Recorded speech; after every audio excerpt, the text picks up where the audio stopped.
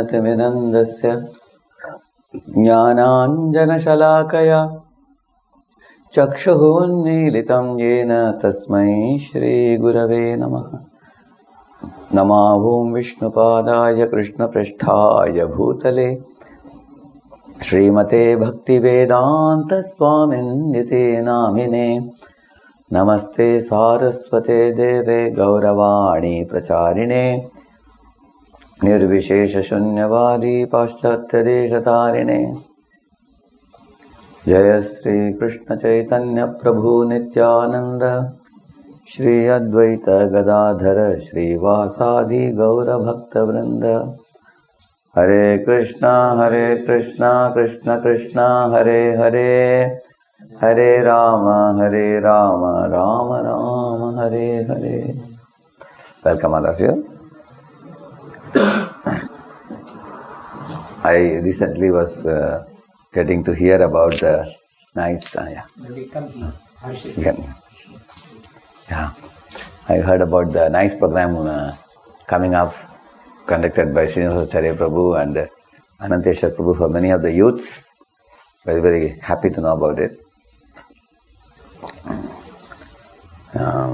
In India, one of our, from the very early days, 1995, I think, 1995, 96 when we started, just like all of you in this age group, when some of the students came, we just very naturally brought them together to stay in one house like this. At that time there was no plan. Why are we doing, asking them to come together in one house? Because it was convenient to keep all the devotees in one place and do a program, and many more boys would join. There were about 6 or 8 of them staying. And then another 20 to 30 would join weekly programs. Other days only the 6 or 8 would stay. But eventually, based on that center, which we call as VOICE, we call it in India, Vedic Oasis for Inspiration, Culture and Education. Why use the word oasis? Because in a desert, oasis is the place where you get water. Otherwise, the desert, it's a hot sand everywhere. Just like in an ocean, wherever you turn around, you see water everywhere. In a desert, wherever you see, you only see sand everywhere. You don't get water. But oasis is a place where you get water. Similarly, these youth centers or youth hostels were supposed to act like an oasis, giving some juice, giving some, something to quench the thirst of the youths. Those who are suffering in the outside world, living in the midst of a kind of culture and kind of civilization, which is actually, very much drawn away from the typical Vedic culture teachers. For example, today's youth is faced with the challenge of the world outside, not only academic challenges. There are also getting association of good souls who lead virtuous lives, following principles of mercy, truthfulness, austerity, cleanliness. Such youths are very rare nowadays. In one of the classes I was asking some students, do you think at least 20-30% of the class in your college would be pious and a little inclined to leading a pure life? One of the students said, 10% he was telling. It's very difficult to get 20-30%, he was telling. So, those people who are inclined to search after the absolute truth and want to lead a clean life, they need good association, because association is something that is going to mold your personality. Everything begins with a thought. It said, watch your thought, it will become words. Watch your words, it will become actions. Watch your actions, they will become habits. Watch your habits, they can form your character. Watch your character, otherwise it will eventually become your culture. So from the thought to the culture, the gradual development which happens, which happens to everybody. There can be good culture or bad culture. What do you mean by culture? Culture includes many things. For example, food, the type of food you eat, the type of dress you wear, the type of dealings you do with superiors, equals and juniors. And culture also includes the culture of speech, respectful speech versus frivolous speech. That's also included in culture. Apart from that, the word culture is also used for dance, or music, or art, or drama, or painting. We use culture for that. Culture is a very broad term. So, but what is the purpose of culture? If somebody asks, why? Culture is very colorful, isn't it? Culture is very colorful. But what is the goal behind the culture? If you see, that is explained in the Vedas. Education, culture, devotion. Culture comes second. First, you say like that, he will say, I can't start my car unless you tell me where you wish to go. So, that is education. Education means what is matter, what is spirit, and who is the controller of both matter and spirit. The supreme controller. This is the first step in education. So, matter is dead, spirit is alive, and spirit is superior to matter. Like you can see, matter can manipulate, the spirit can manipulate matter. But matter is dead. Imagine a big stone on the top of which an ant is sitting. The ant can climb down, ant can go somewhere else, but the stone will remain as it is for a million years. It has no free will. It has no intentionality. It has no thinking, feeling, willing. Whereas the ant has thinking, feeling, willing, intentionality, everything. So, like all of us are living conscious entities seated in a material bodily machine. Our body is just like a robot. The only difference between a robot and our body, main difference is, in this bodily robot, we are sitting, the conscious soul. Like the driver is sitting in a car. In a robot, there is no driver. Robot is simply, earlier the robots are mechanically controlled, now electronically controlled. You can control it. Ultimately, robots are programmed to act in a certain manner by human beings.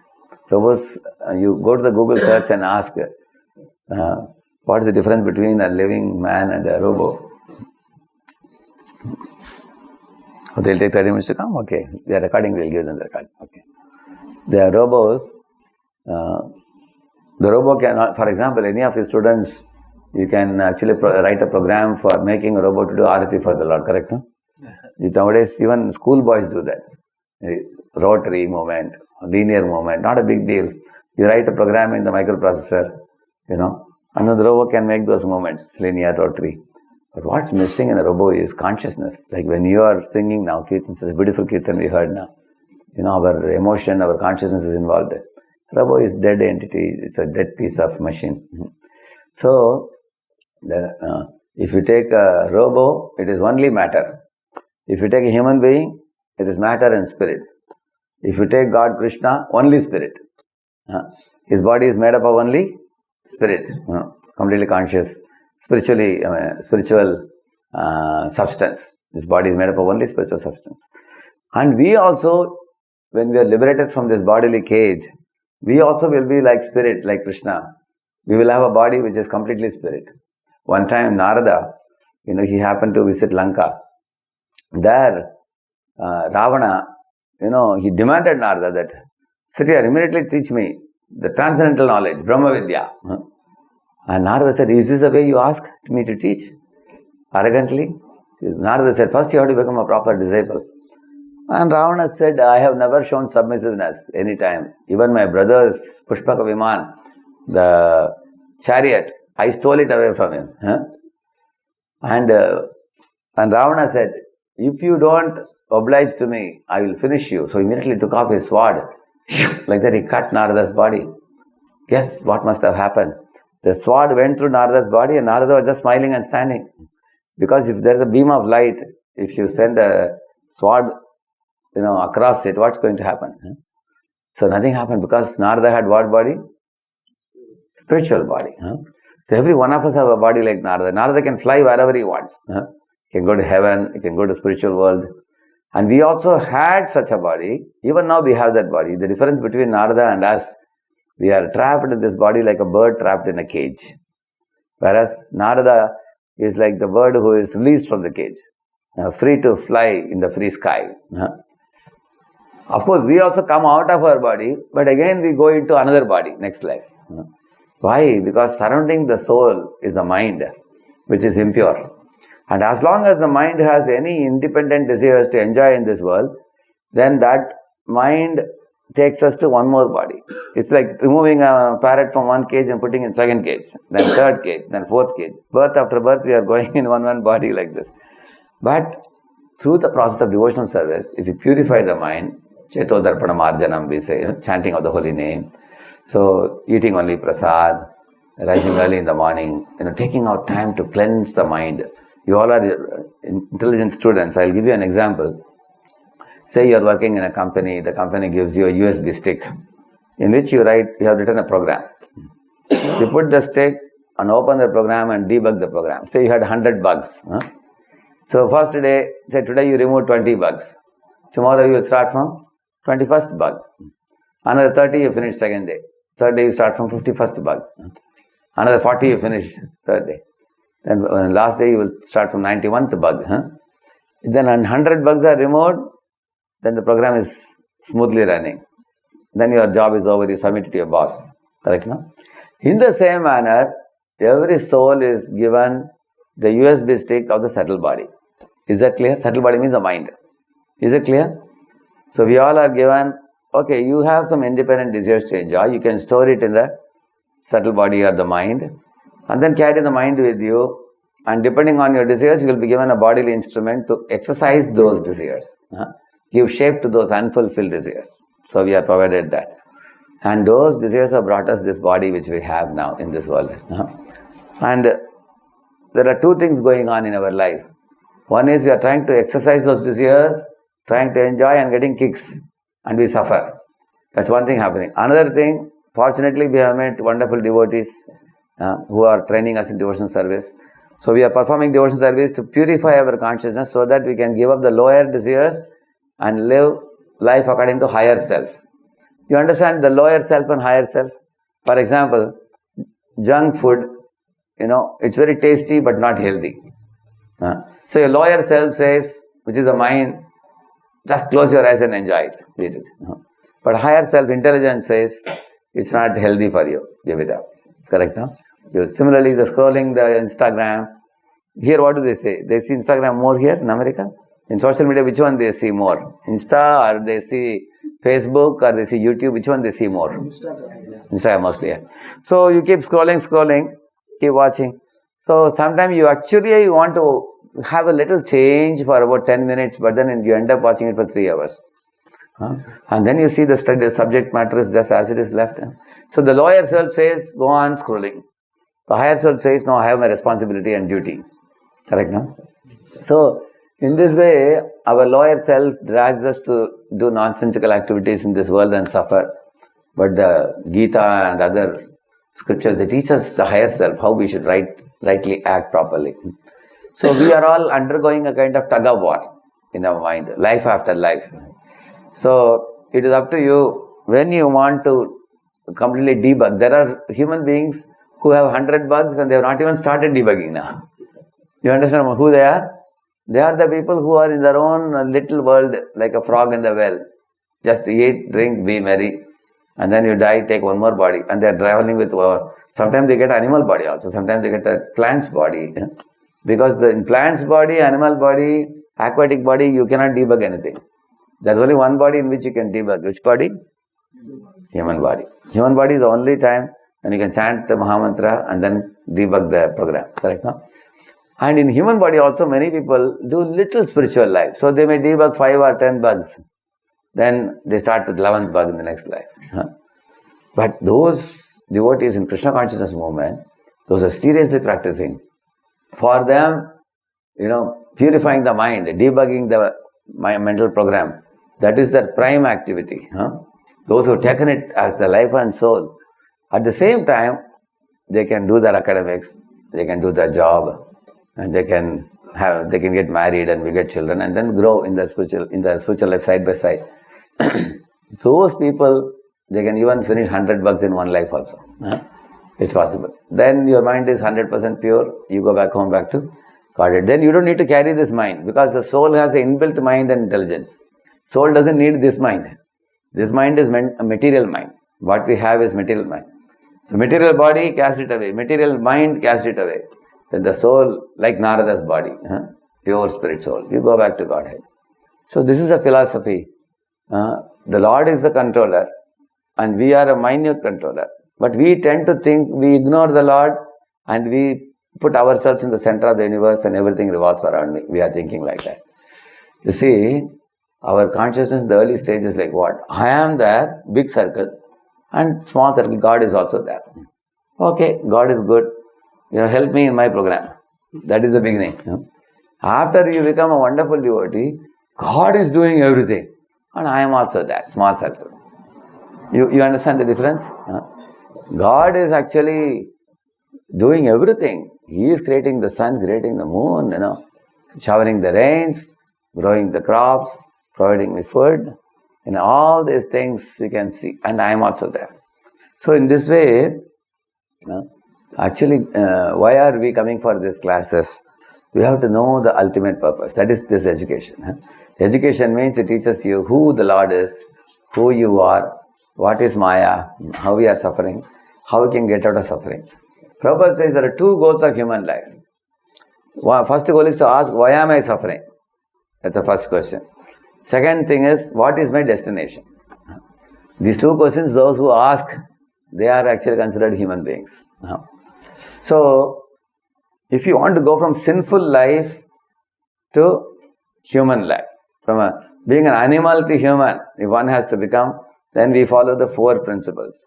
No illicit sex, no meat eating, no intoxication, and no gambling. Then you become a human being. From human being, you want to become angel, divine. Then you chant Hare Krishna. Then you chant Hare Krishna, wake up in the morning, perform arati for the Lord, and follow all the principles of devotee life. Then you become like an angel. So we have to first become a human being. Most people are actually having the name human being, but they are counted as two-legged animals. They are counted according to Shastras, called Dvipada Pashu. But to become a human being, we have to follow the four regulative principles. To remember these two, we can call it as a match formula, M-A-T-C-H. M stands for mercy. If you don't kill fish, meat or eggs, then you are merciful. And if you don't smoke or drink or take drugs or vaping and all those things you avoid, then one is doing austerity. Then one doesn't gamble and earn money by shortcuts. Then one is called truthful. Then one avoids illicit sex, no sex before marriage and no sex outside marriage. That is no illicit sex, that is cleanliness. So mercy, austerity, truthfulness, cleanliness. If you follow these four things, one becomes a human being. And then last one is Hach, is holy name. If you chant the holy name, you become an angel. So the goal of human life is to take us from animal platform to human platform to divine platform. Then you are preparing yourself to go back home, back to Godhead.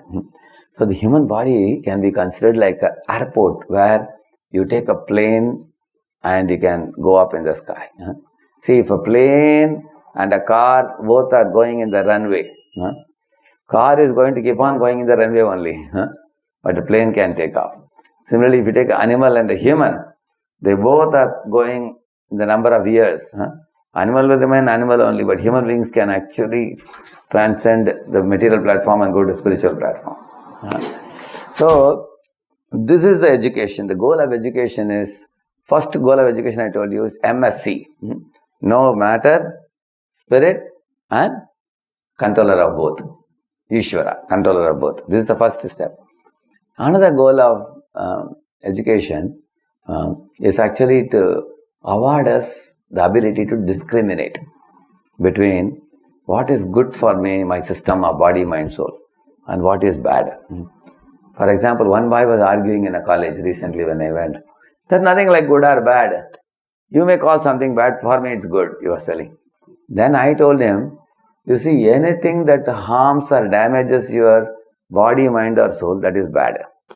I said, for example, you chew tobacco, it produces ulcers in the mouth. You smoke cigarette, it causes lung cancer. You drink, it causes liver cirrhosis. You have promiscuous relationship with multiple opposite sex members, then you get sexually transmitted diseases. So I told him, these activities are bad. You prove to me how they are good. I can scientifically show you, each one of these, what kind of effect they have in the body. And that causes you suffering. Correct, no? When you indulge in, see, these activities don't come free, first of all. Do they come free? You have to pay for it. After that, you also suffer also. After suffering, you have to pay doctor's bill also for the medicines. And many times police involvement. Police also will catch you. Many of these things. If one is drunk and one is driving, police will definitely catch and fine. So, and Shastras also say, after death also, people indulging in these activities, they glide down to Naraka, correct, no? Hell. So I told him, there is no advantage in these activities. You tell me what is one advantage you get. You tell me. Temporarily, it gives you a feeling of Hare Krishna. Temporarily, it gives you a feeling of elation for momentarily. But then it drains you down to negative axis. So, when we are Krishna conscious devotee means, I told you, the first goal of human life is to know the matter, spirit and controller of both. Secondly, I told you to have the Viveka Buddhi. Viveka Buddhi means to know what is right, what is wrong, what is good, what is bad, what is beneficial, what is harmful, what to pick, what to drop, what will give me short-term benefit, what will give me long-term benefit. Preyas, Shreyas. Like for example, there are many things that give you thrill instantly. But they end in peril. Starts with thrill, they end in perils. You can say that. So, and for example, playing all day gives fun to any child or student. When I was in IIT Bombay, many students will be playing this volleyball or basketball or football or sometimes cricket all day, all night. When the examination comes, they'll be in big tension. Because by playing you enjoy. But you haven't prepared for the exam. What will you write there? Even if somebody wants to copy from a book, they don't know what to copy also. Isn't it? So, therefore, this is not smartness. Smartness means knowing that, this is short-term pleasure. So, one has to give up short-term pleasures and go for what will give me long-term happiness. So, I have to be responsible and cheerful in my academics. Yeah. In the same manner, say tomorrow you all take a job, especially if you're in America. If you're having a job, first thing is you should cut costs and save money and give charity. If you do these three things, what will happen? If you cut costs, unnecessary costs should be cut. You should not lavishly spend. Then that way your expenditure gets reduced. Then save money, that's good for the future because sometimes you have a good job, sometimes there are layoffs. One should be able to sustain oneself, isn't it? And if you give charity, the whole money becomes purified if you give up a portion of it in charity. Then sanctified money gives you satisfaction. And when a person is satisfied, his greed is eliminated. When greed is eliminated, he saves more money. So these are all related terms, you will see that. Therefore, when somebody may think, why should I give charity? Instead I will save money. But the saved money increases greed and one ends up spending that money in lavish items. Correct? No? So in this way, one should know what is short term and what is long term. What is, like for example, in Kota, Rajasthan, many students are studying for the NEET exam or they are studying for the, IIT, JEE and competitive exams and all. And many students who couldn't make it in the competitive exams, they committed suicide. Hundreds of them. So, because these children have only short-term idea of life. They think, I win the academics or I perish. That's all. They don't know anything else. But if you very carefully analyze about our life, academics is one small portion of our life. We also have our time with parents, our time with God. We have our entertainment. We have our hobbies. We have our meditation time. We have our time to play sports and everything. There are so many other aspects of life. Academics is one aspect of life. But these guys think this is everything. and it's like when you make a sandcastle in a seashore, even if sandcastle is washed away by the ocean, it's not a big loss because your relation with the ocean beach is only one evening. But your mom and father, they're calling you to go home. You are going to live with them whole life. Correct? No? So which is long-term connection, which is short-term connection? Seashore connection is short-term. No?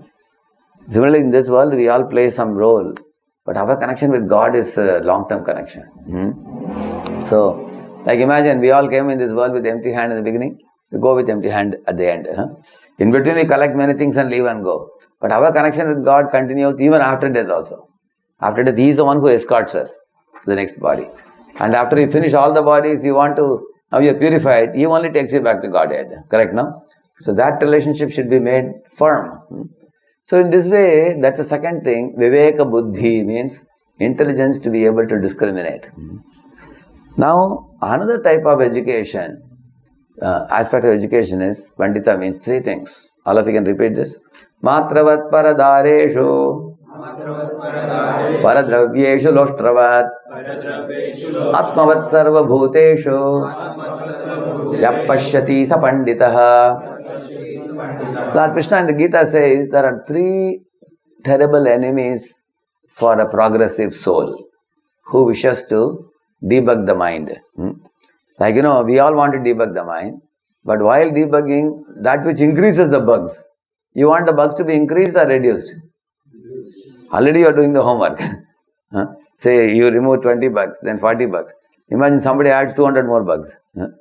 So what are those bug increasing fellows? He is saying three things. Trividam narakasyedam dvaram nashanamatmanaha kama krodha tata lobas tasmat etat trayam tyajet, he is saying. He says there is lust, anger, greed. These three are the enemies of the progressive soul, he says. Lust means the adamant desire for the prohibited things. Like Ravana was adamant to take Sita away. How many of you know this Ramayana, this pastime? You heard about it, right? No? You all understand it? Yeah? Ravana wanted to take Sita away. But Ravana was destroyed, correct or not? Because he had adamant desire for the prohibited activity. One should treat another man's wife as a mother. That's why Matravat Paradareshu. So if you want to give up lust, very easily one can understand it. How? Treat other man's wife to be like a mother. Second thing he says, Paradravyeshu loshtavat. If you want to give up greed, Duryodhana was greedy to usurp the land of the Pandavas. Correct, no? He was also destroyed along with his 100 brothers. So if you want to give up greed, what we should do? Paradravyeshu loshtavat. Don't put hand in others' pocket. Exactly like don't put hand in a dustbin. Will anybody put hand in dustbin? You only throw into dustbin. You don't take from the dustbin. Isn't it? So you don't put hand in others' dustbin, others' pocket, as if it's a dustbin. Like that is saying. Paradravyeshu loshtravat is saying. So you can give up greed by that. Use your own money. Your own money what's in your pocket. Don't use others' pocket. Thirdly is saying anger. Hiranyakashipu was very angry. On whom? On whom? Vishnu? Of course he was angry on Vishnu. One more person he was angry on. Prahlad. Prahlad. And he wanted to destroy Prahlad, correct, no? He was so angry. He wanted to beat Prahlad and finish him. But the result was he himself got destroyed due to excessive anger, correct, no? How to give up anger? Krishna says, Atmavat sarva bhuteshu. Treat others as you want to be respectfully treated. If you want respect, what do? Give respect to others. If you want love and affection, give love and affection to others. Like that he is saying. So, if you want to be given dignity, then give dignity to others. So, otherwise he wanted to beat up Prahlad and he was destroyed. So, Srila Prabhupada, recently I was hearing a lecture. Prabhupada says, lust means to catch, anger means to beat, and greed means to loot. These three are the bugs in our mind, he says. So there is a tendency for a man to catch anybody's hand, like Ravana caught Sita's hand. And there is a tendency for us to beat when we lose our temper, we get very angry, uncontrollably angry. And there is a tendency for people to cheat and loot whenever there is an opportunity, right now. So when these three impurities, bugs, one can remove it based on this formula which I told you, Matravat Paradareshu, Paradareshu. Then that is also called a Panditaha, learned person. You are educated. So what all definitions I told you for educated person? First one, what I told you? Matter, spirit, and the controller of both. Lord, correct? That's one who knows about these three. Correct? Yeah. Second, what is the second definition of education I told you? Discrimination power. Ability to discriminate between what is right, what is wrong, what is good, what is bad, What is short-term benefit, long-term benefit? One can discriminate. Discriminate means ability to discern, knowing the difference between these two. That is the second meaning of education. Then, what else I said? And then? Anybody else? You already answered too. Somebody else can answer also. Anybody else? Give up short-term pleasure for long-term. Correct. So those are all coming in discrimination. Three hindrances. Three hindrances. Three hindrances to the progressive soul. What are they? Krishna says? Lust, anger and greed. And what does Prabhupada say about it in his lecture? I said. To catch, to loot, to beat. Yeah. These tendencies are there. Any of you, anytime you raised your hand, you raising hand means you want to beat, correct? Isn't it?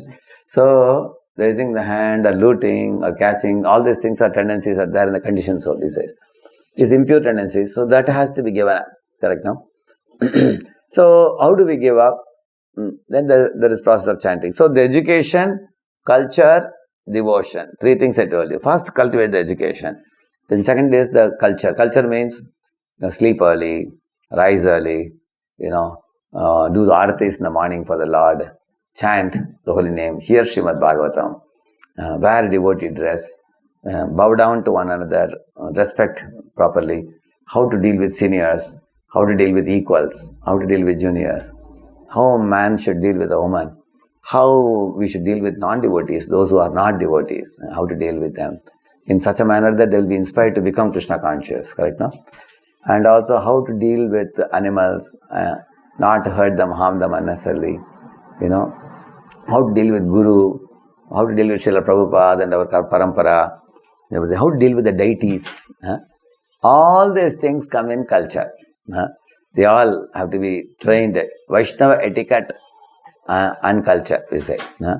So this is culture. So you have education from the Shastra and the culture from the Sadachar. You learn Sadachar. These two jointly are supposed to lead you to devotion to Krishna. It will increase your devotion to God. So, the devotional activities like performing arati for the Lord, bowing down to Lord, singing His glories, and also studying the Vedic literature, assimilating it, discussing amongst one another. All these things come in devotion, Navavidha Bhakti we call it. Hearing, chanting, remembering, worshipping and all those things. So now, let us come to the purpose of the center, youth center, whenever we make anywhere. Why do we have a youth center? I will tell you. In order to understand this, let me give you a couple of examples. It will make it very easy for you. Say somebody gives you a mango seed. You want to eat mangoes in future. First thing you will do is you dig the ground, sow the mango seed, and then you will make a fence immediately. Why do you need a fence? Yeah, monkeys. The monkeys or any other animal will come and uproot it, correct now? Or goats may put their mouth, they'll spoil it. Similarly, you are a student and you are getting the seed of devotion by the association of devotees. So then you first want to withdraw from all the things that harm your devotion, correct now? Now, if you are living in a hostel, for example, boys are smoking, drinking, they are taking drugs, and they are watching movie midnight, and they are making a lot of noise, and there is so much of bad culture outside. So when you are there in the hostel, you want to become a devotee, but there are a lot of unfavorable circumstances there. So coming into a youth center where all devotees live is like sowing the seed and forming a fence. Once you put a fence, the external disturbances will be drastically reduced. Because Prabhupada says our temple centers, preaching centers, temple centers are the extension of Vaikuntha, he says.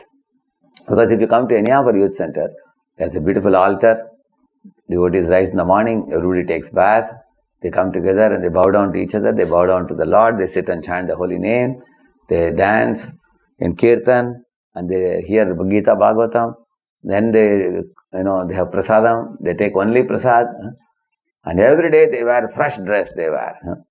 Not that you keep wearing the same dress until it stinks, then you wash it.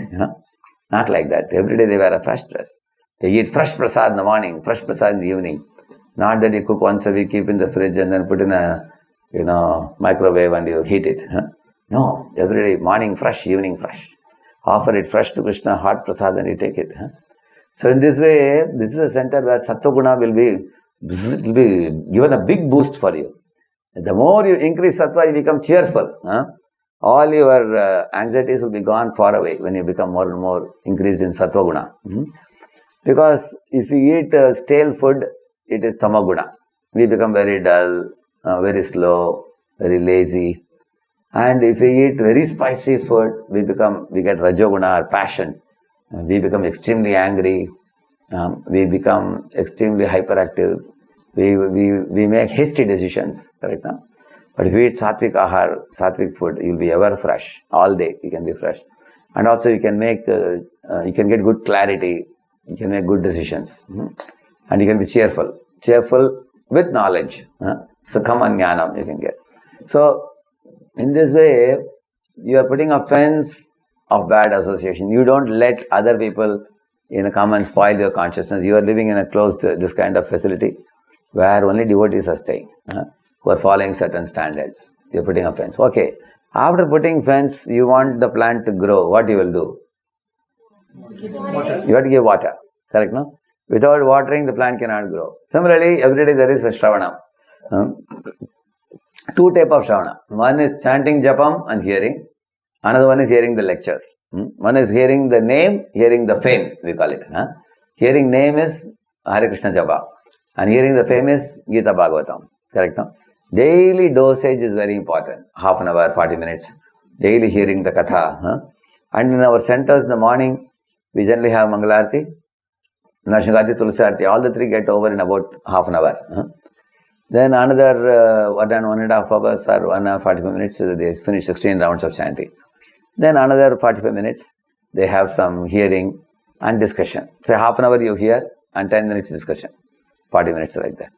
And then take a prasadam and then you have a blissful mind because you have done that austerity like what Dhruva Maharaj did. Correct, no?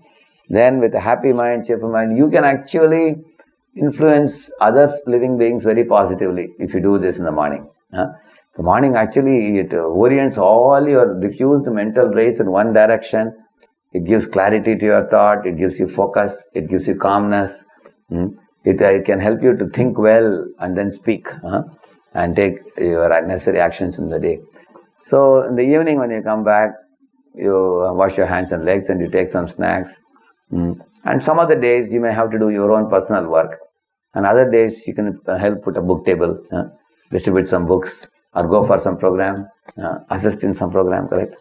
Or invite some youths to your center and show them what type of life you are leading. Inspire them, why don't you also join?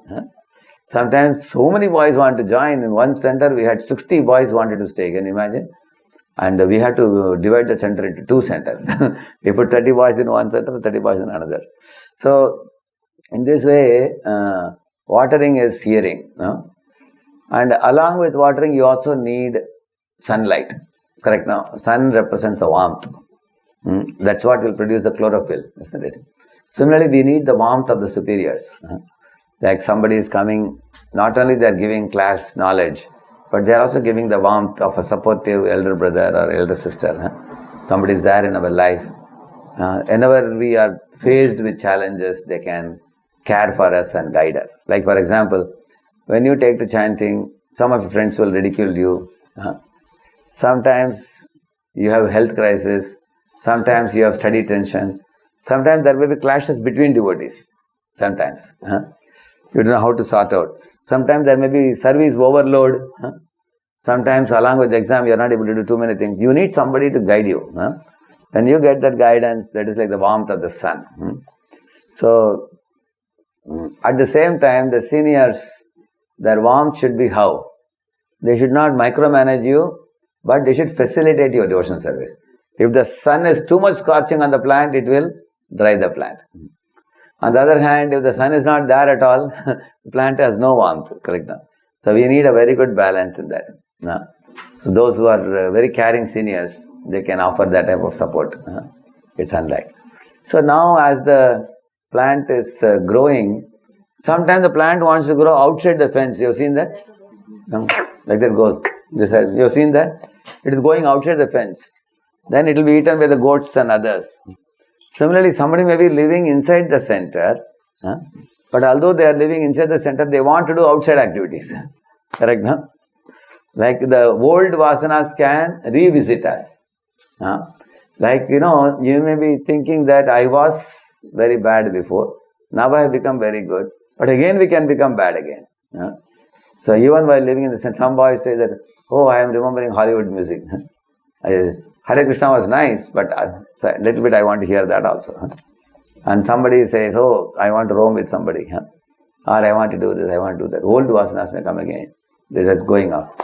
Then you have to trim the plant, correct? If they do trimming, you have seen that in the garden. You trim, then it grows properly. If we don't trim, it doesn't look good. An unkempt garden looks good or a trimmed garden looks good. Yeah. So discipline is required. For example, controlled traffic is good or uncontrolled traffic with no signals and anybody can go anywhere. Is it good? Which one is good? Controlled traffic, yeah. Now, if there is no control of the traffic, what's likely to happen? Two things can happen. Anybody can say? Accidents can happen. Or traffic jam. Either of the two can happen, isn't it? So, we need discipline in traffic. We need discipline in the plants growing. We need discipline in the usage of the gas also. We need discipline in sending a kite up in the sky. Similarly, we need discipline for the water which is flowing as a river. If a river is like a flood can do no good. But a river with this thing can, properly. Dam is good, not flood is good. I'll finish in 10 minutes and then we'll take questions.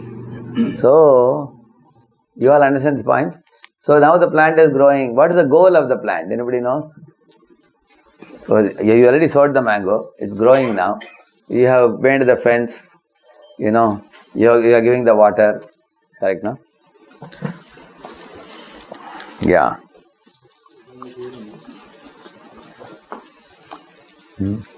And what is the manure? Manure, gobar, you put.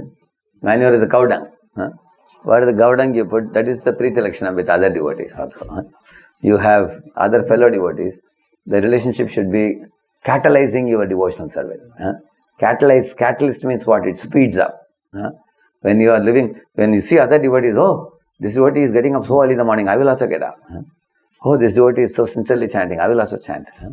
You get motivated, inspired, then your speed increases in spiritual life. It can grow very fast. And then when the plant grows up, what is the goal of the plant finally? Yeah? Give fruit, give mangoes, correct, no? And that is Krishna Prem. You will attain that love of God.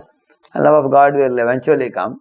But you will see that although the plant is growing up beyond the Brahmanda and going to the spiritual world, and there it produces fruit of love of God, here you have to keep watering it. Chanting and hearing should be going on. So the center is made for this purpose. So three purposes of this youth center. One is withdraw from the unwanted encumbrances of the outside world where you have to deal with your non-devotee friends, non-devotional ambiences, and non-devotional habits. You can withdraw from it. That's the first purpose. Second purpose is, after withdrawing, not that we want to be sleeping inside. We want to use our time to become Krishna conscious. How? Education, culture, devotion. Study the books, hear the lectures, do the artis, develop a relationship with the Lord, develop a relationship with the devotees, develop a relationship with the spiritual master, Srila Prabhupada. And, in this way, the purpose of staying in the center is strengthening our education and increasing our good culture and devotion. And thirdly, after gaining these things, what we should do? Contribution. How do you give contribution? By distributing Prabhupada's books, by organizing programs. So many of you who are young now, you are in a learning mode now. Eventually you can become yourself mentors. Like our Prabhu is a mentor now, and Ananteshapu is a mentor. So you will observe, my Sister Master told a story. One man was having a small sapling. One goat came and asked, can I eat a little bit? He said, no, don't eat, he said. Another man came with the axe and said, can I cut one or two branches? He said, don't cut, he said. And one old lady came and asked, can I pluck some leaves for medicine? She asked. He said, don't pluck, he said. So they all went away. Then after a few years, he called all of them. He told the goat, hey goat, now the tree has grown very big now. Now you can eat now. As much greenery as you want. The tree was like bending down with some of the branches down. So the goat ate some of the leaves and went happily. Now you can eat it, he said. Then the man came with the axe. He said, okay, now you can cut some of the branches. Not a problem. It has grown very big now. Then he told that old lady, now we can pluck some of the leaves now. That means initially the plant is going on taking. Later on the tree is giving. So all of you now, when you are young in devotional life, you can take in. But as you grow, what you should do? And how do you give? You can give Prabhupada said, go out and distribute prasadam. Go out and distribute books. Go out and preach. In America, you don't call preach, you see outreach. Isn't it? Go out and reach out this knowledge to the people.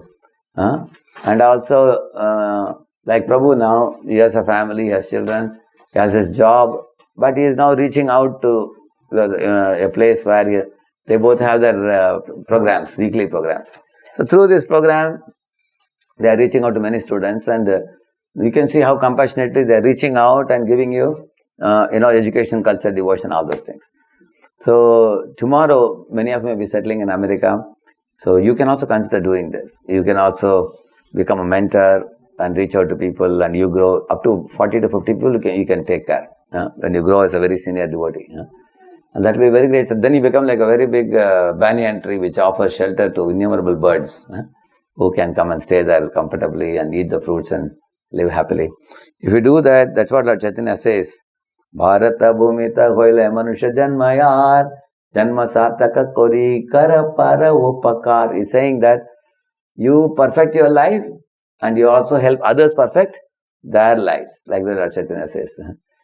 And then he's saying, Jare deko tare kaho Krishna upadesh Amara agnya guru haya tare ye desh. He's saying, on my order, deliver other people who are suffering. But before delivering others, we have to take care of ourselves. In the flight, what they say, if there is a problem, you take the oxygen mask, and what you should do? You should put for the child or you should put for yourself? What they say? First you should put for yourself and then your child. So otherwise what will happen if you take it and put for the child, by the time you won't be able to reach the child. Both of you will faint unconscious. Because you are yourself not alive. How will you make the child alive? Therefore, janma sarthaka kori kara para upakar. To save yourself and then save others. Okay? Now the next program is about to start now. So we'll take a couple of questions from the youth. Yeah. So Yes, you can give the mic. Thank you, Radheshyam. It was a wonderful talk, and I agree with the statement that Srinivas Prabhu is doing a wonderful job on every Friday as well. Yeah. I have 2 questions. Everyone is aware, as you said, that scrolling Instagram or YouTube is wasting time. Everyone is aware in this room that everyone knows that we are wasting time. But we don't realize at that point of time. Say you start at 1 scrolling, it goes like 2, 3, and then 4. Maybe like half an hour you realize, but still you keep on going. But my question is, how do you consciously... I am conscious. Yeah. I think in this room everyone is conscious that they are wasting. But still we get lost. Yeah. How to... So I would suggest you, you can hear one lecture called From Digital Slavery to Digital Mastery. Radheshyamdas, you will get it. The YouTube will get it. Digital Slavery to Digital Mastery. So there I have made a PPT exclusively for this. That talks about 5-6 different ways. Actually, first of all, we have to educate ourselves about the danger of misuse of social media. The more, like for example, if somebody wants to stop smoking cigarette, first, how is it injurious to health? We can watch a video. And after watching video, at least some fear will develop that I am putting almost 25 substances into my body, deadly substances, which are going to cause me cancer and all that. In the same manner, social media, I have given a list of 10 things how a boy who was so cheerful has become so morose now.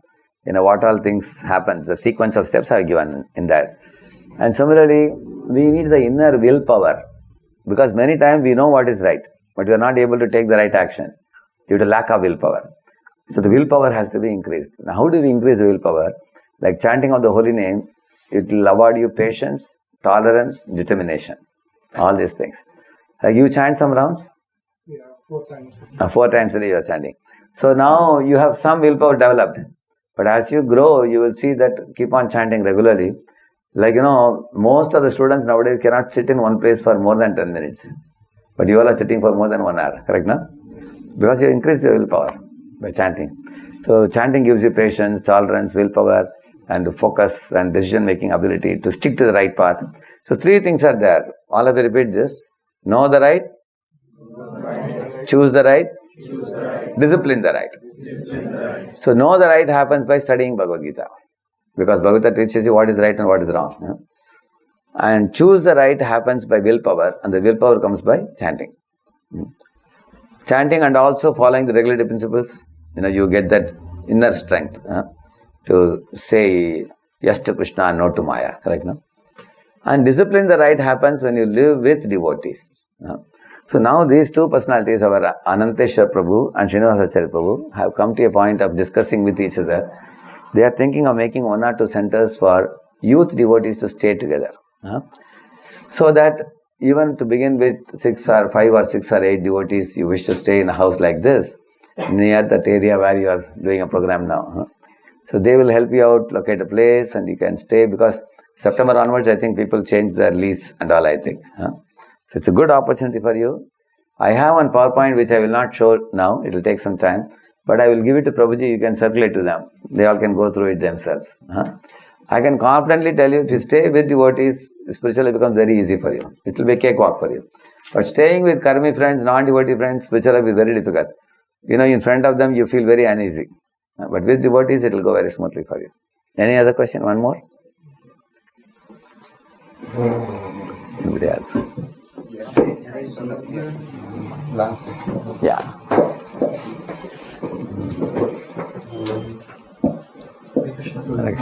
My question is that I understand that we need to find this balance of not pushing ourselves too much that we break and not being too lax as well.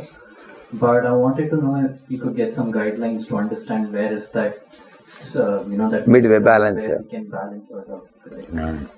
How do we know we are actually doing the best of what we can and we are not really pushing too much or not? Correct. See, both in material life and spiritual life, you need short-term goals and long-term goals. That's what you should write down first.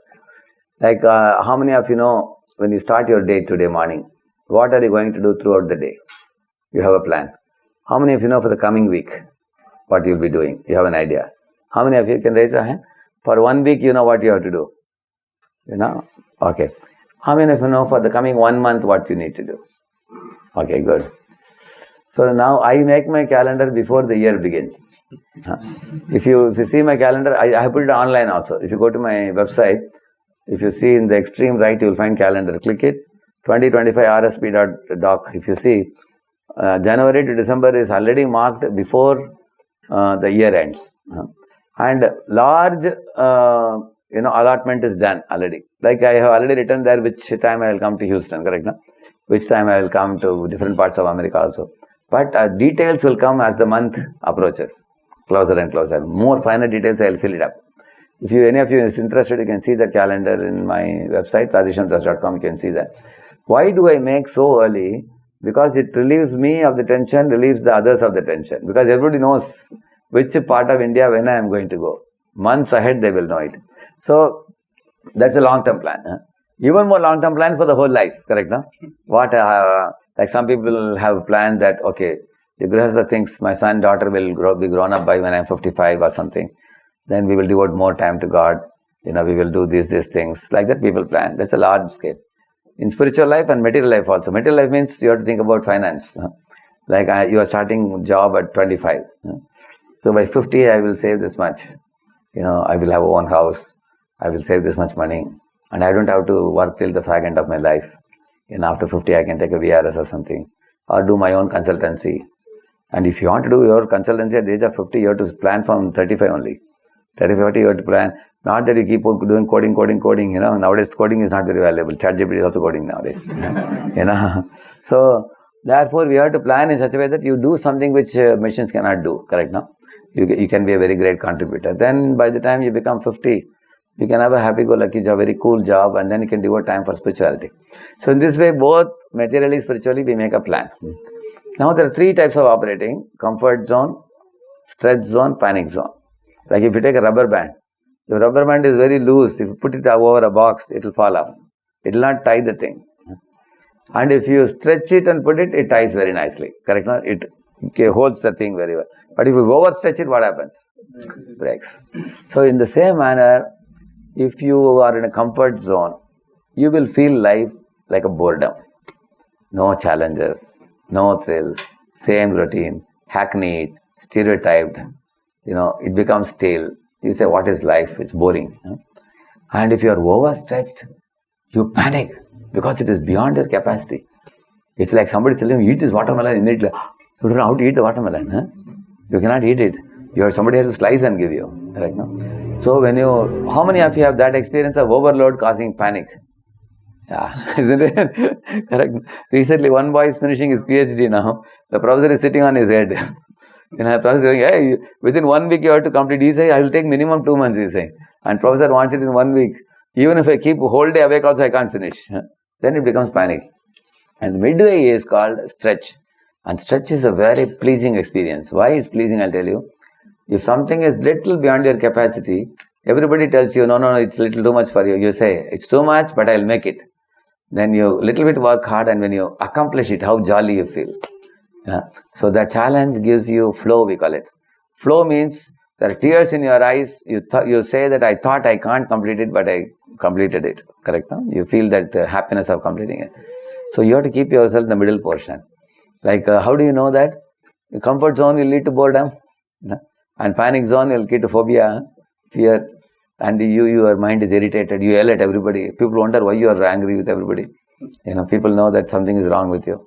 So then, even as preacher, I can tell you, if I also sometimes do too many programs a day, 8 programs a day sometimes, and night, it becomes very late night.